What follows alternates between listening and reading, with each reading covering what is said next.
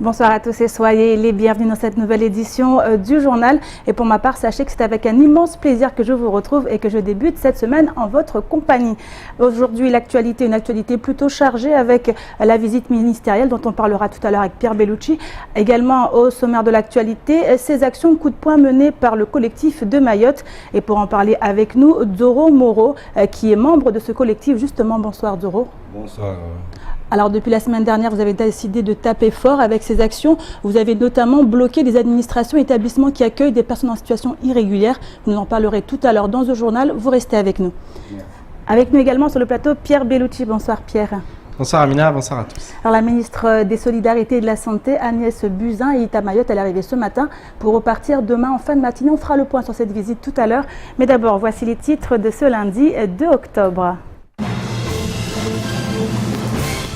La ministre des Solidarités et de la Santé, Agnès Buzyn, est arrivée en fin de matinée à Mayotte. Après un passage par la Réunion, elle va, durant 24 heures, être confrontée aux réalités du territoire en matière de santé. Une réalité source de crispation, comme a pu s'en rendre compte Agnès Buzyn, en ce qui concerne l'accueil qui lui a été fait. Et explication. Alors que la feuille de route visant à réformer le visa Balladur continue de diviser à Mayotte, nous avons souhaité faire un saut dans le temps afin de resituer la naissance de ce visa historique. Rendez-vous en 1995 au cours de votre journal. Le Salon international Topresa a fermé ses portes hier. Durant 5 jours, l'île aux Lagons a été représentée par le biais du Salon du tourisme et de Miss Mayotte 2017, Vanny Emas. Ambassadrice de son département, elle a fièrement défendu les couleurs de Mayotte et contribué à attirer de futurs visiteurs. Reportage. Ça y est, la ministre des Solidarités et de la Santé, Agnès Buzyn, est arrivée à Mayotte pour une visite qui durera plus de 24 heures. Au programme, visite du centre de référence de Djoumenier, de l'hôpital du Petit-Air ou encore du centre hospitalier de Mayotte. Une visite qui a été aujourd'hui l'occasion pour les syndicalistes et les grévistes de l'hôpital d'interpeller leur ministre des tutelles. Reportage Bastien Sabouré et Adèle Laurent.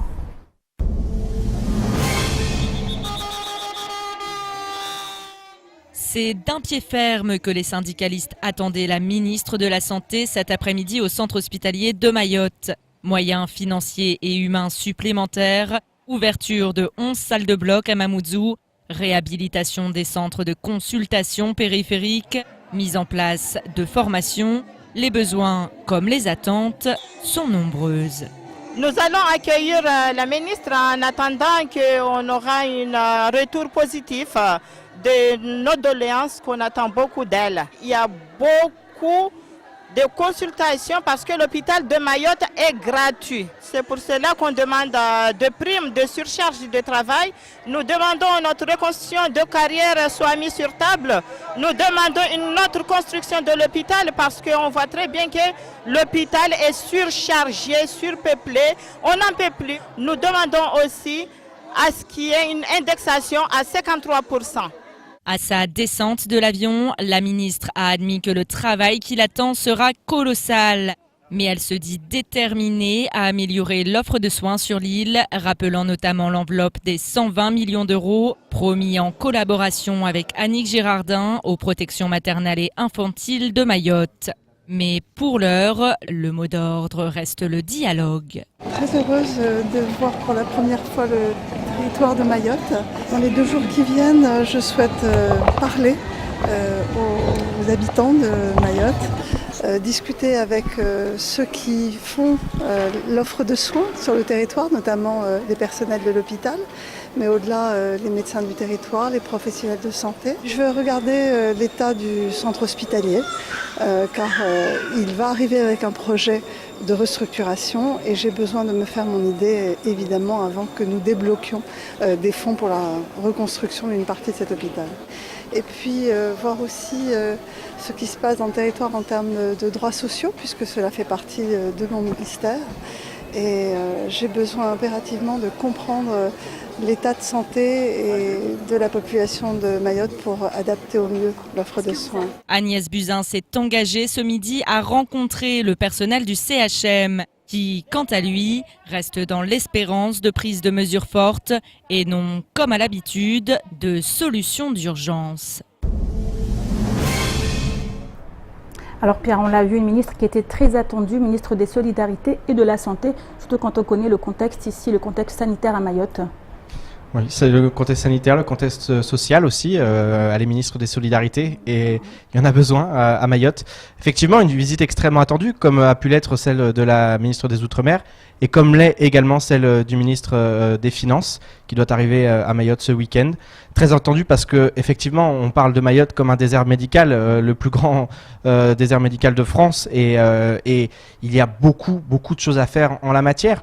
Donc les attentes, elles étaient là parce que il y a eu trop de ministres qui sont venus et qui n'ont pas apporté de réponse, qui n'ont pas apporté de solution.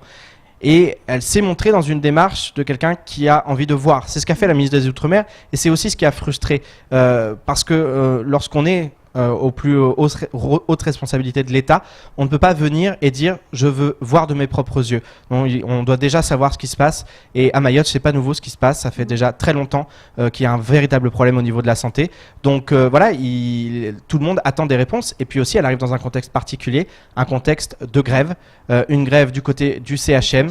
Et aussi, on va le voir dans le tout prochain sujet, beaucoup d'attentes au niveau des personnels qui sont sur place, qui travaillent dans les dispensaires, parce qu'aujourd'hui, ils n'arrivent plus du tout à tenir le rythme. Ils sont confrontés quotidiennement à une surcharge de travail du fait d'une affluence qui n'a cessé de s'accroître ces dernières années pour de multiples raisons, notamment celle de l'immigration. Et justement, en début d'après-midi, la ministre des Solidarités et de la Santé s'est donc rendue à Dzoumogné pour visiter le centre de référence et rencontrer le personnel de santé. Un personnel confronté quotidiennement à un manque criant d'effectifs et qui n'a pas hésité à interpeller la ministre. Une ministre qui s'est montrée très à l'écoute et qui a promis notamment de faire le nécessaire concernant notamment la vaccination. Un sujet signé Bastien Sabouret, Pierre Bellucci et Leslie Vimnet.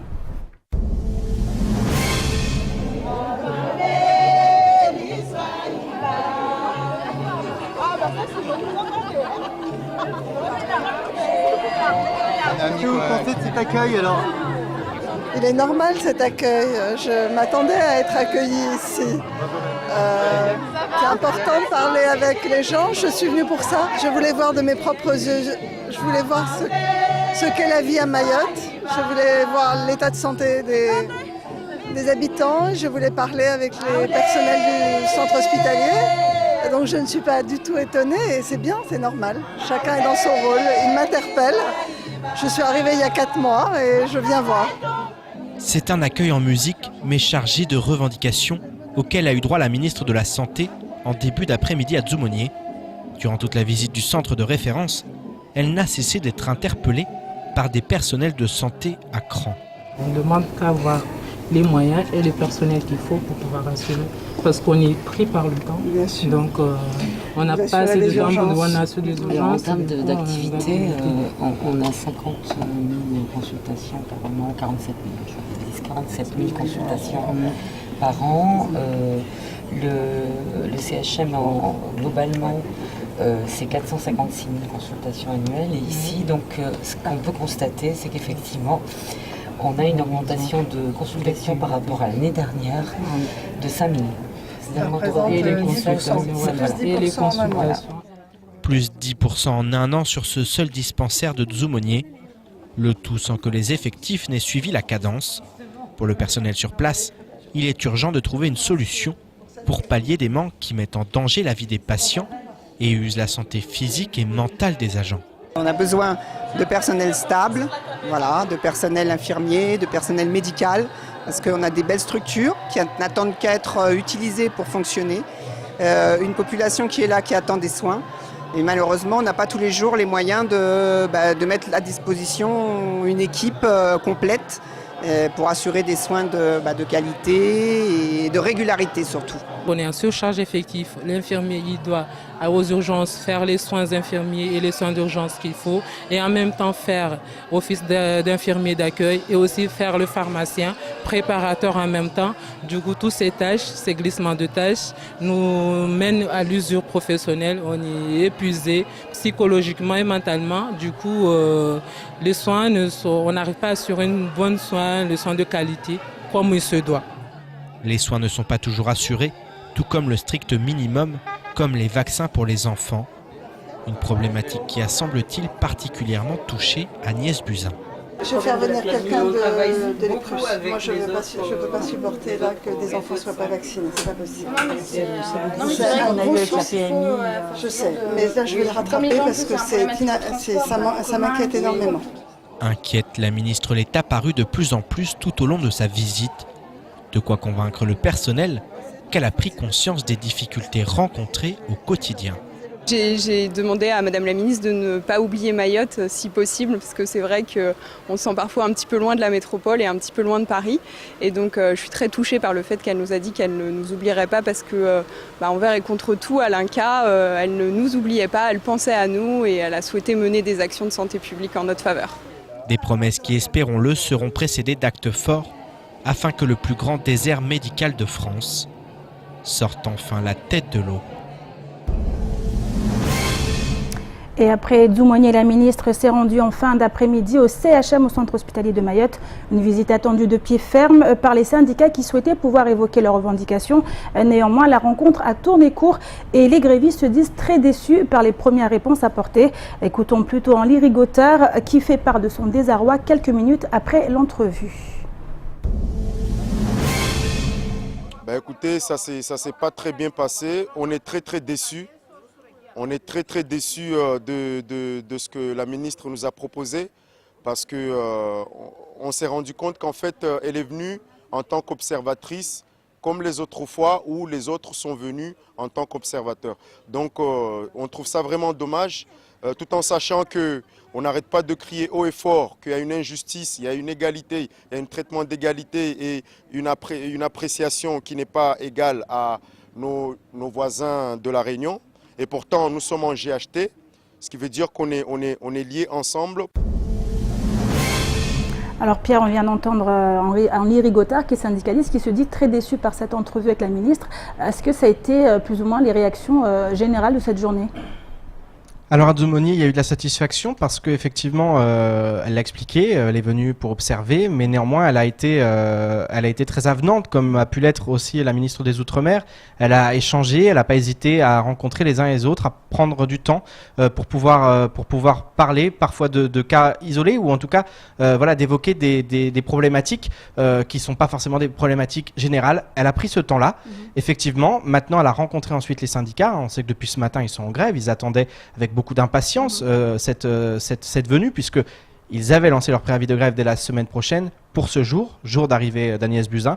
Et ils sont très déçus parce qu'effectivement, elle leur expliquait qu'elle était là pour regarder et puis que les mesures, si elles doivent arriver, arriveront ensuite. Et ça, c'est problématique parce que vendredi dernier, il y a eu la conseillère de la ministre qui était sur place, qui était à Mayotte, qui a pu rencontrer. Ils ont pu évoquer leurs revendications. Elles ne sont pas nouvelles, elles datent de plusieurs années avant ce gouvernement. On veut bien entendre que ce gouvernement nous explique, nous, on vient d'arriver. Néanmoins, il y a quand même une certaine continuité de l'État qui doit être en place. Et on se rend compte que finalement, il y a un certain gain de temps. Et ça, on comprend que ça puisse frustrer, notamment les syndicats, qui n'en peuvent plus et qui le répètent. On est proche du burn-out à l'hôpital. La santé, ça ne va pas à Mayotte. On est en manque d'effectifs. On est dans un désert. Il faut absolument qu'il y ait des mesures concrètes, qu'elles soient rapides, qu'on n'attende pas 2-3 ans ou la fin du quinquennat pour dire, vous voyez, maintenant on fait des mesures concrètes pour une éventuelle réélection. C'est maintenant et c'est maintenant que ce gouvernement va être jugé. Et c'est pour ça qu'elle est venue, j'imagine, pour annoncer des choses et pour aussi être jugée très prochainement. Donc il va falloir effectivement qu'elle soit à la hauteur et que tout ce gouvernement soit à la hauteur, pas que dans le domaine de la santé. Et justement, la visite continue, elle repart demain en fin de matinée. Est-ce qu'il y a des choses qui sont prévues, Pierre ? Oui, demain, elle va passer par l'hôpital de Petite-Terre, hein, qui est en construction, qui est encore en travaux. Ensuite, elle donnera une conférence de presse et puis ça s'arrêtera là. Ensuite, elle partira, elle reprendra l'avion. Donc, c'était 24 heures, c'était aussi très très court. Donc, c'est aussi forcément toujours source de frustration, 24 heures. Maintenant, je pense qu'il y a un point positif à relever, c'est qu'elle a vraiment semblé effarée par ce qui se passait à Mayotte en matière de santé. Donc, la ministre des Outre-mer a aussi paru effarée par ce qui se passait à Mayotte à tous les niveaux. Donc on espère véritablement qu'ils prennent conscience de ce qui se passe. Ils prennent conscience du danger aussi qu'il y a, parce que en matière de santé, on est vraiment dans du danger, parce que il y a des vies qui sont mises en danger par rapport à ce manque d'effectifs, par rapport au manque de moyens. Donc on a vraiment espoir de ça, mais les syndicats n'attendront pas éternellement. Ils veulent des résultats rapidement, ils ont trop attendu, ça fait trop longtemps qu'on leur dit oui, ça va venir, ça va venir. Je pense notamment à cet ARS de plein exercice à Mayotte, comme dans l'éducation, le vice-rectorat de plein exercice. Mayotte est un département, une région, donc voilà, ce sont des revendications qui apparaissent quand même légitimes. Merci beaucoup Pierre pour toutes ces précisions. Et retour à présent sur cette feuille de route qui continue de semer la discorde sur l'île aux Lagons, avec au cœur des débats le visa Balladur menacé de suppression. Alors pour comprendre très exactement de quoi il s'agit, je vous propose de faire un petit saut dans le temps, plus précisément au moment de la naissance de ce visa. Explication avec Adèle Laurent. Novembre 1994, Édouard Balladur, alors Premier ministre français et officieusement en campagne pour l'élection présidentielle de la même année, est en visite sur l'île Hippocampe. Lors de son passage, le politicien fait 2 annonces qui marqueront l'histoire de Mayotte. La tenue d'un référendum avant la fin du XXe siècle sur les institutions mahoraises et l'instauration d'un visa obligatoire pour les Comoriens souhaitant venir dans l'île française. Le visa Balladur.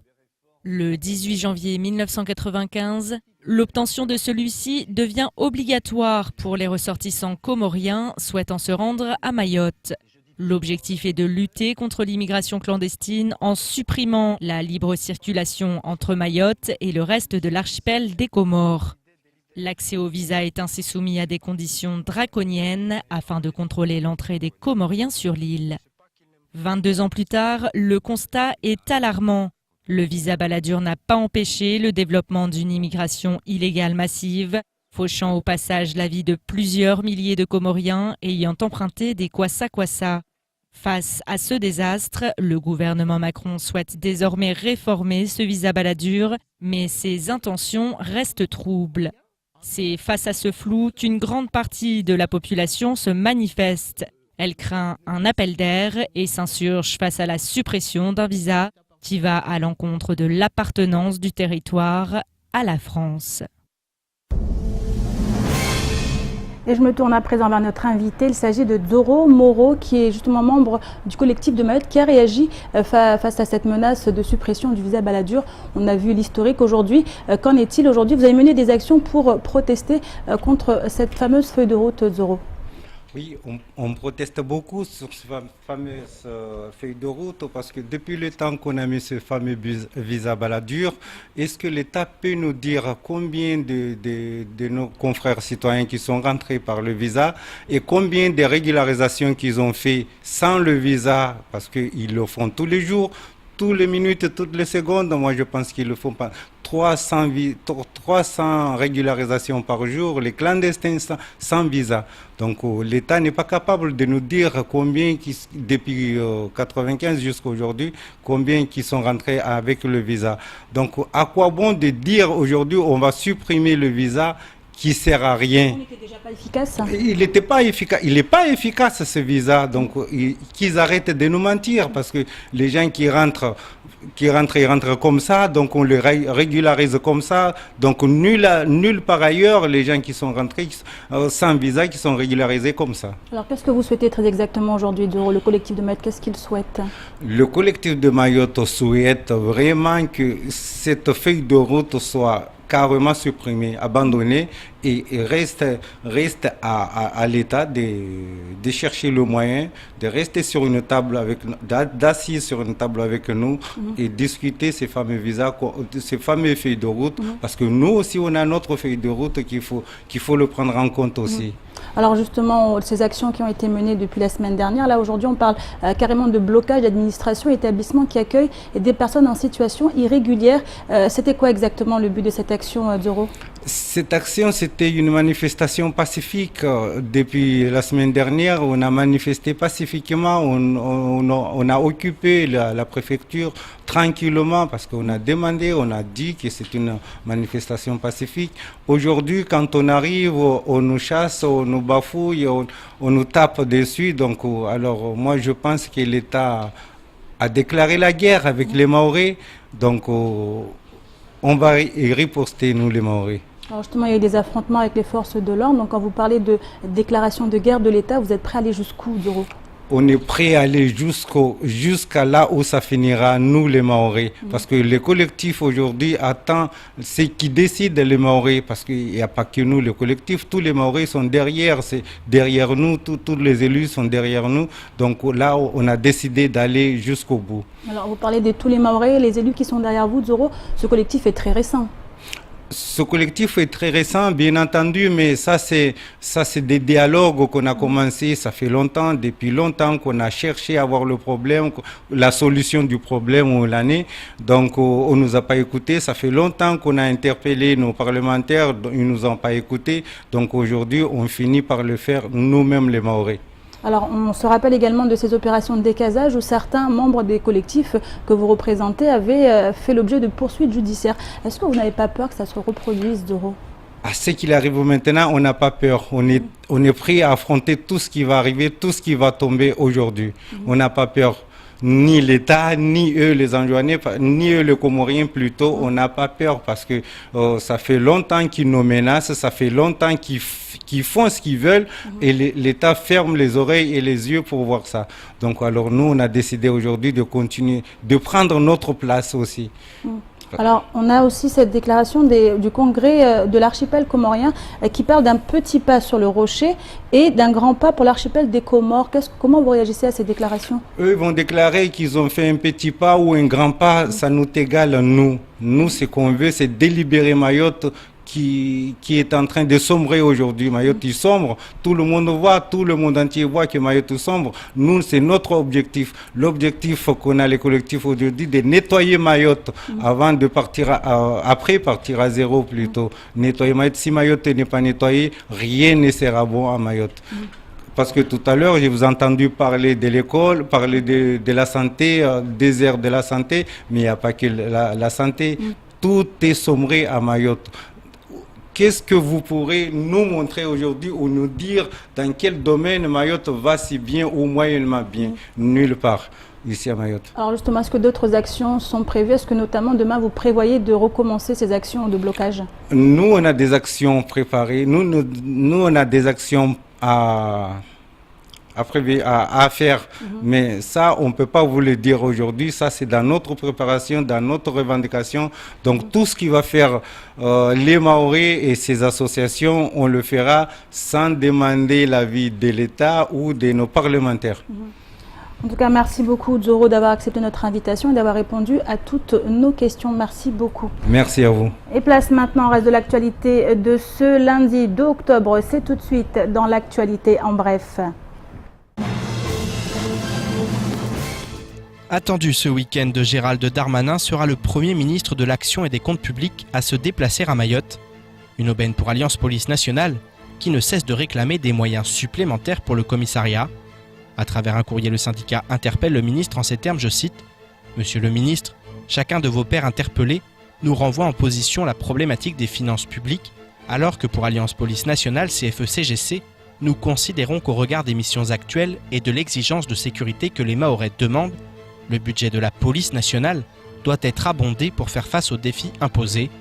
Monsieur, les attentes des policiers sont fortes et pressées afin de travailler dans la sécurité et l'efficacité. Cette lettre est accompagnée d'un portfolio sur lequel l'état de délabrement du parc automobile est mis en lumière. Dans le cadre du plan d'action décidé au sein du comité opérationnel départemental antifraude, le CODAF, une action de contrôle des taxis à Mamoudzou a été organisée dans la matinée du mercredi 27 septembre 2017. Au cours de cette opération, 39 taxis ont fait l'objet d'un contrôle entre 8h et 10h30. 14 véhicules étaient utilisés pour exercer l'activité de taxi de manière clandestine. Des poursuites seront engagées contre les propriétaires de ces véhicules. Par ailleurs, 4 chauffeurs travaillaient sans avoir été déclarés par leur employeur à la Caisse de sécurité sociale de Mayotte. Un chauffeur était en situation irrégulière et 2 véhicules ont été immédiatement immobilisés pour défaut d'assurance, de contrôle technique ou encore de carte grise. Selon la préfecture, les contrôles de taxi vont se poursuivre dans les semaines qui viennent et à échéance régulière sur l'ensemble des communes de Mayotte. Rien ne va plus au sein du parti MDM. Après les élections sénatoriales, certaines langues se délient au risque de faire imploser le parti. 3 vice-présidents ainsi que la présidente d'honneur Mariam Abdou viennent ainsi de se fendre d'une lettre afin de déposer leur démission. Ils reprochent au président Eynoudine Salim d'avoir alimenté les tensions internes en prenant parti. La défaite du candidat Najima Hamada semble clairement au cœur des discordes. Les démissionnaires reprochent par ailleurs au président d'avoir brillé par son absence durant ces derniers mois de campagne. Cela aurait eu le don d'écorcher l'image du MDM, au point que depuis le début de cette année, de nombreux cadres ont quitté le parti. Un parti qui apparaît très affaibli et qui risque de faire parler de lui dans les prochaines semaines. Et enfin, la semaine dernière, nous évoquions la 39e édition du Salon international de l'industrie du tourisme. Et comme chaque année, Mayotte est représentée grâce au stand tenu par le comité du tourisme.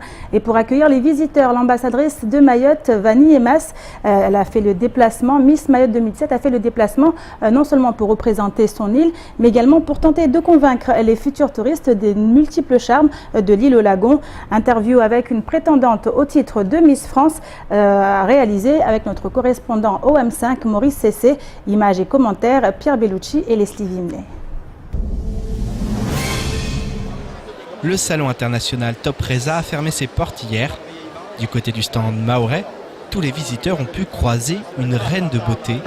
En effet, Miss Mayotte 2017 était sur place, elle qui a encore du mal à réaliser ce qui lui arrive.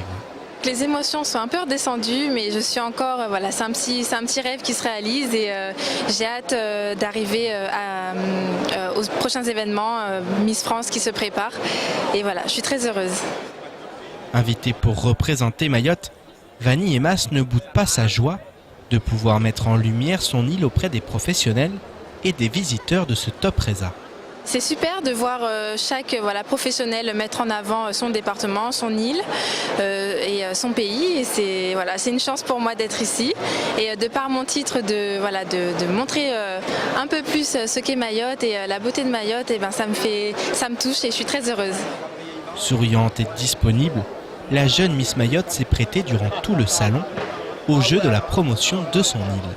J'invite toutes les personnes à venir justement voir ce stand car grâce aux personnes qui sont présentes, vous allez pouvoir découvrir un peu plus Mayotte, notre magnifique lagon, notre richesse naturelle et surtout l'accueil chaleureux que les Mahorais vous offrent.